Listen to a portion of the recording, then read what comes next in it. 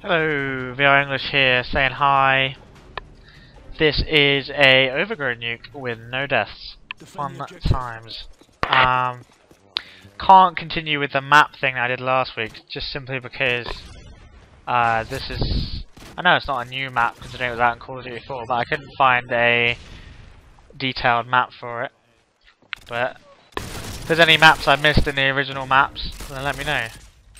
And there's the initial flank through the middle. You've got to watch out for snipers sniping from the bridge at the start though. But if you can avoid that, you can probably safely get here with no death.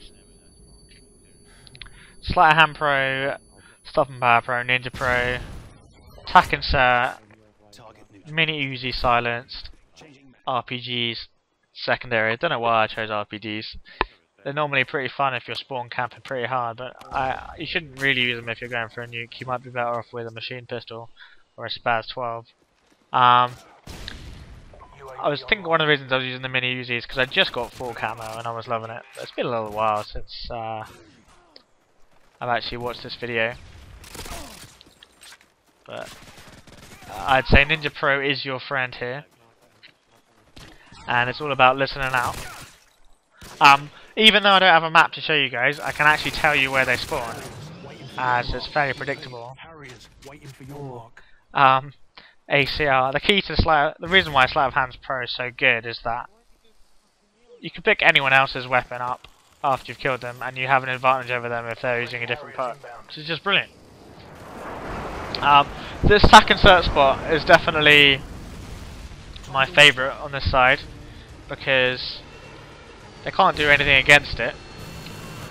They don't spawn there, so unless they explicitly look that way with Cigarette Pro, which is unlikely, then you're not really going to get caught out. This is a really mean way of getting a nuke, because completely exploiting their spawn, but pretty easy to do, and pretty easy to do even without your team, and you should be able to nuke them without worrying about it. Got a bit lucky that my Harry is still up in the air, but if your Harrys are going in the air and you're still alive, go in a hide mode and you're all set. But the reason why I rush through the middle is because you can get the people pushing A for the initial objective rush, which is really cool. Yeah, so you've got to be really cautious. The riskiest part of this whole strategy, once you get set up, is finding a new primary. I get a bit unlucky with the RPGs, but to be fair, I shouldn't have really been using the RPGs anyway. So spawns on this side, that I haven't actually mentioned yet. So behind various walls, like you see that small house in front of me, they can actually spawn where I'm looking right now, which is one of the reasons why I keep looking around there. They can also spawn in the riverbed towards the barn, which is probably where most of them are spawning right now, because that's the way I'm pushing it. Which is probably why they planted B, to be honest, so if my teammate wanted to shout at me, that'd be totally fair. But otherwise, they can spawn on the street where I'm looking right now, and they can spawn next to the house too. But if they don't spawn on the street, they spawn a little further forward in the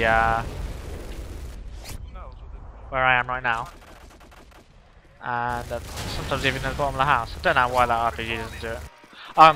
One thing I think I've probably mentioned before in other videos, but just in case you don't know about it, never ever call a chopper gunner when a friendly Harrier is in the air, because you're just wasting one of your kills. Or, as you'll see next round, an enemy Harrier is in the air.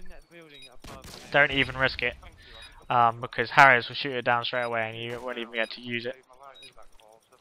Other thing is as with a lot of, I always have a one-man army kit with cold-blooded on to start rounds. I would highly recommend you guys do the same, because that way they won't know you're there with a Predator missile if they've got one at the beginning of the next round. So put on a cold-blooded kit and run away, although I put a danger close one in this case. And I would say you definitely, if you can, it's worth putting the effort in getting the danger close pro for the extra damage on your chopper gunner and the AC-130. That claymore is actually really useful, and it does save my life. And so if you've got claymores on your class, make sure you use it. So now you see, I've got the cold-blooded class out, but it was a bit dangerous. Teammates are being awesome and shooting them down. If you know your teammates aren't going to shoot them down, then you'll probably just have to wait it out, because otherwise you're just gonna die. So I'm in the same spot I was before, and it's just the easy nuke. I would speed it up, but this is going to show you the lovely spawns on the other side. They spawn in that petrol station and in the river. If you push them really hard, they spawn on the far right hand side, but that's only in very rare cases. Super easy. They spawn. You see the wall behind the petrol station is where their primary spawn is. So where they're there. And apart from that, all good. Next video I'm going to post this week is going to be off topic. It's going to be a lovely search game, and I might post it on another channel, so I might do a mini vid and link it. If there's something you want me to talk about, just let me know, because I'm all ears really. But quick nuke, I'm actually going to cut this video off before I call it in, because check that out. Just awesome.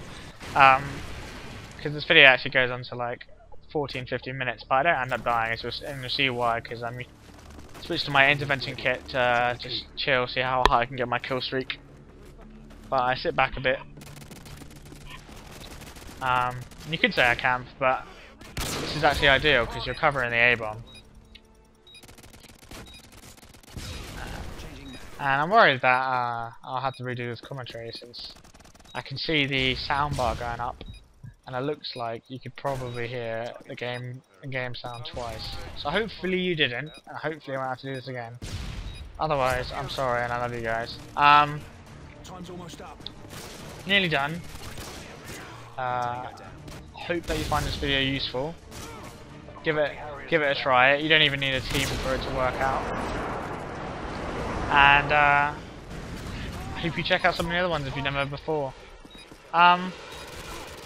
What's your thought on cameras, by the way? Because I don't always wear full camo on my mini Uzi or another kits. I use Red Tiger instead, because whenever I have a full camo on a gun, people will always just say, "Oh, you boosted it," which I